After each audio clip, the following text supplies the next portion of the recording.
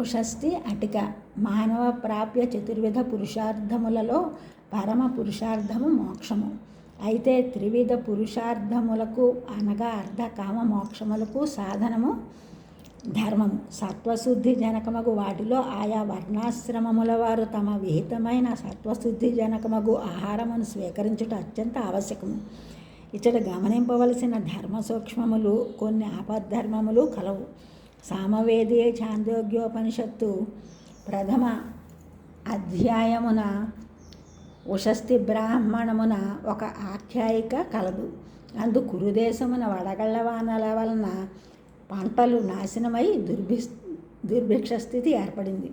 అప్పుడు చక్రాయణ పుత్రుడగు ఉషస్తి అను గొప్ప ఉపాసకుడు భార్యగు అటికతో సహా స్వస్థానమగు కురుదేశము వదిలి ఏనుగులకు అధీశ్వరుడగు రాజు పరిపాలించు ఏనుగులు మావటి వారిలో అధికంగా కలిగిన ఇబ్యా గ్రామమునకు పయనమై వడలరి. అలసట ఆహారం లేకపోవడం వలన ఉషస్తికి ప్రాణములు విడిచే స్థితి ఏర్పడింది. ఏమాత్రం ఆహారం లభించినను ప్రాణములు దక్కునన్న ఆశతో ఉన్న సమయమున పుచ్చిన మినుములు తాను తినుచు ఏనుగులకు పెట్టొచ్చిన మావటివాడిని చూచెను.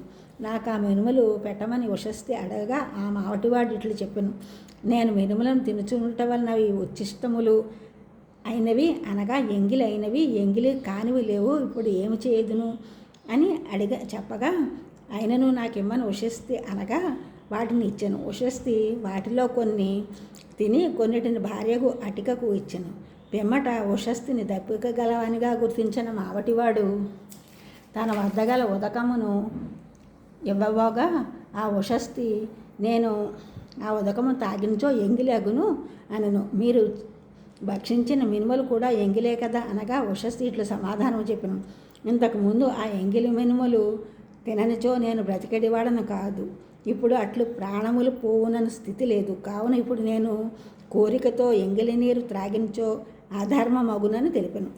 పర్యవసానములో ప్రాణపద వంటి సమయములలో మాత్రమే అభక్ష్య భక్షణములు పాపజనకములు కావని, ఇవి ఆపద్ధర్మములగునని ఉషస్తి బ్రాహ్మణాదుల ద్వారా తెలియవచ్చున్నది. వైశ్వదేవాది సంస్కారములను అందరూ చేయజాలరు కనుక భగవంతునికి నివేదించిన ఆహారము కూడా యజ్ఞశిష్టామృత తుల్యము అగును. ఈ ఛానల్ చూసిన వారిని కూడా సబ్స్క్రైబ్ చేయండి, షేర్ చేయండి, లైక్ చేయండి, కామెంట్ చేయండి. సబ్స్క్రైబ్ చేసిన వారిని కూడా కృతజ్ఞతలు, షేర్ చేసిన వారు, లైక్ చేసిన వారు, కామెంట్ చేసిన అందరికీ కూడా ధన్యవాదములు.